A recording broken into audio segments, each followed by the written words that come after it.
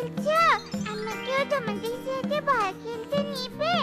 না বলে খেলাধুলা করলে মন আর শরীর দুটোই ভালো থাকে। জানো, কালকে থেকে না আমার শরীরটা অনেক অসুস্থ। তাই এখন আমি তোমাদের সাথে বল খেলবো, তাহলে আমিও সুস্থ হয়ে যাবো। দূর হয়ে যা এখান থেকে, তোকে বল খেলতে নিবে কে? হ্যাঁ, আমরা কোনো গরিবের মেয়ের সাথে মিশি না, বুঝেছিস? তোর মা বাবাকে বলতে পারিস না যে তোকে একটা ফুটবল কিনে দিতে? টুকি ওদের কথায় অনেক কষ্ট পায় আর কাঁদতে কাঁদতে বাড়িতে চলে যায়।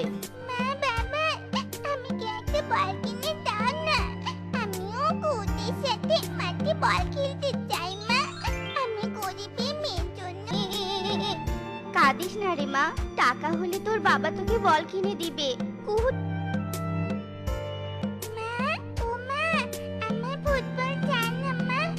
জানো মা, ওদের কথা আমি অনেক কষ্ট পেয়েছিলাম, আর তাই তোমাদের কাছে বায়না করেছিলাম। আচ্ছা মা, আমি কি আর স্কুলে যেতে পারবো না? পারুলের সাথে এক বেঞ্চে বসতে পারবো না? আমি কি আর সুস্থ হয়ে উঠতে পারবো না? ধুর পাগলি মেয়ে, কি সব বলছিস রে মা? কেন সুস্থ হয়ে উঠবি না? আমি তোকে বড় ডাক্তারের কাছে নিয়ে যাব। তোর বাবা তোর চিকিৎসার জন্য টাকা জোগাড় করতে গেছে, আর তোর বাবা টাকা নিয়ে বাড়িতে এলেই আমরা তোকে নিয়ে ডাক্তারের কাছে যাব রে মা। আর কথা বলিস না তো, এখন একটু ঘুমিয়ে পড়। হাই, তোমরা সবাই তো জানো আমাদের বন্ধু টুকি অনেক অসুস্থ, আর ওরা তো অনেক গরিব। তাই টাকার অভাবে টুকি চিকিৎসাও করাতে পারছি না। আমরা সবাই তো টুকির বন্ধু, তাই আমরা সবাই মিলে টাকা দিয়ে টুকিকে সুস্থ করে তুলবো। আমি টাকা দিতে পারবো না, আমার মা বাবার কাছে এখন কোনো টাকা নেই। তাই তোরা তোদের টাকা দিয়ে যা ইচ্ছে তাই কর। এরপর বাকি বন্ধুরা পারুলকে কিছু টাকা দেয়, আর পারুল টাকাগুলো নিয়ে টুকিদের বাড়িতে যায় আর গিয়ে দেখতে পায় টুকি আর পৃথিবীতে নেই। তুই আমাদের একা করে দিয়ে কোথায় চলে গেলি রে মা? আমি তোকে বাঁচাতে পারলাম না রে, আমি যে তোকে বাঁচাতে পারলাম না। সৃষ্টিকর্তা আমাদের থেকে তোকে কেন কেড়ে নিয়ে গেল? কেন কেড়ে নিয়ে গেল? এখন আমাকে কে মা বলে ডাকবে? কে মা বলে ডাকবে? কিরণ আন্টি, টুকির জন্য আমাদের অনেক কষ্ট হচ্ছে। আমরা টুকির বন্ধু হয়ে টুকিকে বাঁচাতে পারলাম না, তবে আমরা সবাই মিলে টুকিকে দেওয়ার জন্য কিছু টাকা এনেছি। এই নাও আন্টি, এই টাকাগুলো তুমি রেখে দাও। মা বাবা, আজকে আমাদের স্কুলে যেতে ইচ্ছে করছে না। চলেন আমরা আজকে সবাই মিলে ঘুরতে যাই। হ্যাঁ মা, তুই ঠিক কথাই বলেছে। চলুন আমরা সবাই মিলে আজকে ঘুরতে যাই। এরপর কালু ও কাকুলি তাদের সন্তানদের কথায় রাজি হয়ে যায় আর সবাই মিলে ঘুরতে বের হয়। কিছু দূর পর যাওয়ার পরে তারা দেখতে পায় জঙ্গলে মা হাঁস রক্তাক্ত অবস্থায় পড়ে আছে। সাহায্য করো, আমাকে কেউ সাহায্য করো। কালু দাদা, আমাদের বাঁচাও কালু দাদা। ধুর, এমনিতেও আমার পরিবার নিয়ে ঘুরতে বের হয়েছি, এর জন্য অনেক টাকা খরচ হবে। আর এখন যদি তোমাকে বাঁচাতে ডাক্তারের কাছে নিয়ে যাই, তাহলে তো আমার সব টাকায় খরচ হয়ে যাবে। আর তোমার যা শরীরের অবস্থা, যে রক্ত ঝরে পড়ছে, তাতে তো মনে হয় না তোমাকে ডাক্তারের কাছে নিয়ে গেলে বেঁচে ফিরবে। এ কথা বলে কালু মা হাঁসকে কোনো সাহায্য না করে চলে যায়। কিছুক্ষণ পরে টোনা আর টুনি কাঠ নিয়ে বাড়ি ফিরছিল, আর টুনি মা হাঁসকে দেখতে পায়। একে টোনা, ওই মা হাঁস তো মরে গেছে। আহারে, না জানি কত কষ্ট পেয়ে আঘাতের যন্ত্রণায় চিৎকার করতে করতে মরে গেছে। কিন্তু এই ঝুড়িতে কি আছে? এরপর টুনি ঝুড়িটার কাছে গিয়ে দেখতে পায় ঝুড়িতে 3টি হাঁসের ছানা। টুনি হাঁসের ছানাগুলোকে দেখে অনেক খুশি ছিল, কেননা টুনির সন্তান টুকি আর পৃথিবীতে ছিল না।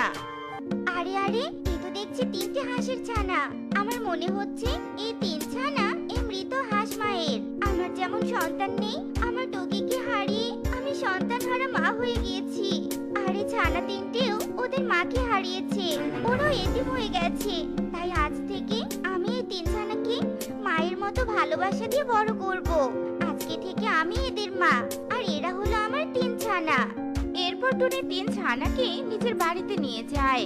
আর এভাবে কিছুদিন পরে ছানারা একটু বড় হয়ে যায়।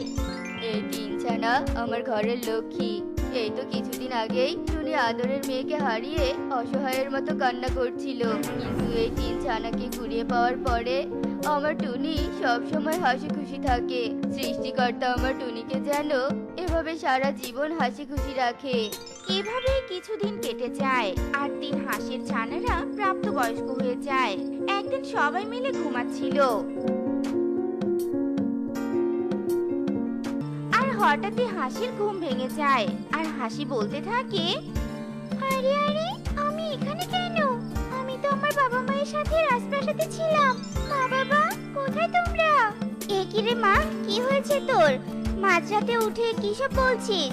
এই তো আমি তোর মা, আর টোনা তোর বাবা। তাহলে কি তুই স্বপ্ন দেখছিলি? এরপর হাসি টুনিকে সব কথা খুলে বলে। তাহলে সবাই মিলে বনে হাঁস রাজার বাড়ি খুঁজতে যায়। আর কিছু দূর পথ যেতে দূরে একটা রাজপ্রাসাদ দেখতে পায়। আরে, ওই তো আমার বাবা। বাবা, আমাদেরকে চিনতে পারছো? আমরা তোমার 3 ছানা। আমরা অনেক বড় হয়ে গিয়েছি বাবা। কে তোদের বাবা? আমি তো তোদেরকে চিনতে পারছি না। আমার তো কোনো সন্তান নেই। অনেকদিন আগে আমার 3 ছানা ছিল, আর এতদিনে হয়তো তারা পৃথিবীতে বেঁচে নেই। তুমি চিনতে পারছো না হাঁস রাজা? এরা তোমার হারিয়ে যাওয়া 3 ছানা। আমি ছোটবেলায় এদেরকে কুড়িয়ে পেয়েছিলাম আর নিজের সন্তানের মতো করে বড় করে তুলেছি। ঠিক আছে, আমি মেনে নিলাম যে এই 3 জনই আমার হারিয়ে যাওয়া 3 ছানা, কিন্তু এরা যে আমার সন্তান তার কি কোনো প্রমাণ আছে? হ্যাঁ, আমার কাছে প্রমাণ আছে। তোমরা সবাই একটু অপেক্ষা করো, আমি এক্ষুনি আসছি।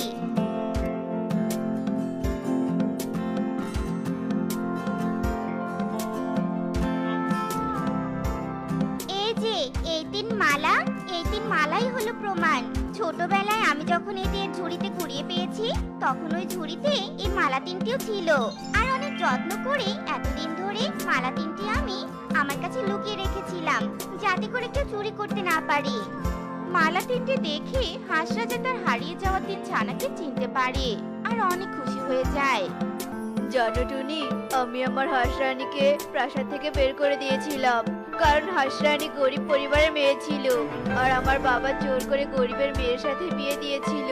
তাই আমার ওকে একটুও সহ্য হতো না। আমি ওকে আমার রানী হিসেবে মেনে নিতে পারছিলাম না। তাই একদিন আমি রানীর ঘরে অনেকগুলো সোনার গহনা আর অনেকগুলো টাকা রেখে আসি। এই গরিবের মেয়ে, তার মানে তুই আমার টাকাগুলো আর সোনার গহনাগুলো চুরি করেছিস? তাই আমি এতক্ষণ ধরে খোঁজার পরেও খুঁজে পাচ্ছিলাম না। ঠিক ভেবেছিলাম যে গহনাগুলো তুই চুরি করেছিস, এখন তো দেখছি তাই সত্যি হলো। এক্ষুনি তুই তোর ছানাদের নিয়ে আমার প্রাসাদ থেকে বেরিয়ে যা, আর কোনোদিনও এই বাড়িতে পা রাখবি না। আমি চুরি করিনি, জানি না এগুলো আমার ঘরে কিভাবে এলো। আমাকে এভাবে মিথ্যা অপবাদ দিয়ে তাড়িয়ে দিবেন না। অন্তত এই ছোট ছোট বাচ্চাদের উপর একটু দয়া করুন। এরা তো আপনারও সন্তান, এদেরকে অন্তত বাবার পরিচয়টা দিন। আমি রানীর কোনো কথাই শুনিনি, আর তাকে 3 ছানার সাথে তাড়িয়ে দিয়েছিলাম। তারপর আমি নিজের ভুল বুঝতে পেরেছিলাম। এরপর আমি রানী ও আমার 3 ছানাকে অনেক খুঁজেছিলাম, কিন্তু কোথাও খুঁজে পাইনি। তবে তোমাকে অনেক ধন্যবাদ টুনি, তুমি আজ এতদিন পর আমার সন্তানদের আমার কাছে ফিরিয়ে দিয়েছো, তাই আমি তোমাকে পুরস্কার দিব। আমার এসব চাই না হাঁস রাজা। আমি যে আপনার 3 ছানাকে পেয়ে নিজের সন্তানের মতো আগলে রেখেছি। আমি ওদেরকে পেয়ে আমার সন্তান হারানোর কষ্ট ভুলে গিয়েছি। আমি যে ওদেরকে চোখের আড়াল হতে দেইনি। আমার ওসব কিচ্ছু লাগবে না। আপনি আমার সন্তানদের আমার কাছে থাকার অনুমতি দিন। আমার আর কিছুই লাগবে না। আমরা তোমাকে অনেক ভালোবাসি মা। বাবা, আমরা আমাদের টনি মা ও টোনা বাবার কাছে থাকতে চাই, আর মাঝে মাঝে তোমার কাছে থাকতে চাই বাবা। এরপর হাঁস রাজা তাদের কথায় রাজি হয়ে যায়, আর ওদেরকে সবগুলো সোনার গহনা ও টাকাগুলো দিয়ে দেয়। আর টনি ও টোনা তাদের কুড়িয়ে পাওয়া 3 সন্তানদেরকে নিয়ে নিজেদের বাড়িতে যেতে থাকে। আর পথে কালু ও কাকুলির সাথে দেখা হয়ে যায়। টুনি, এই বস্তাতে কি আছে? আর তোরা সবাই কোথায় গিয়েছিলি? আর এই হাঁসের ছানাগুলো তোর সাথে কেন? ইস, সেদিন যদি আমি হাঁস রানীকে সাহায্য করতাম তাহলে হয়তো আমি একটা ভালো কাজের জন্য পুরস্কার পেতাম। আর সেদিন যদি ওই ঝুড়িতে কি আছে ভালো করে দেখতাম তাহলে আজকে টুনির বদলে আমি এতগুলো সোনার টাকা পেতাম। দেখলি কালু, তুমি অমূল্য রতন পেয়ে গিয়েছে। এই জন্যই আমি তোমাকে বারবার বলি, যেখানে দেখিবে ছাই উড়িয়ে দেখো তাই। পাইলেও পাইতে পারো অমূল্য রতন। সেদিন ওই ঝুড়িকে অবহেলা করেছিলে আর হাঁস মাকে বিপদে সাহায্য করনি, তাই আমরা অমূল্য রতন হাঁস ছানাদেরকে পাইনি।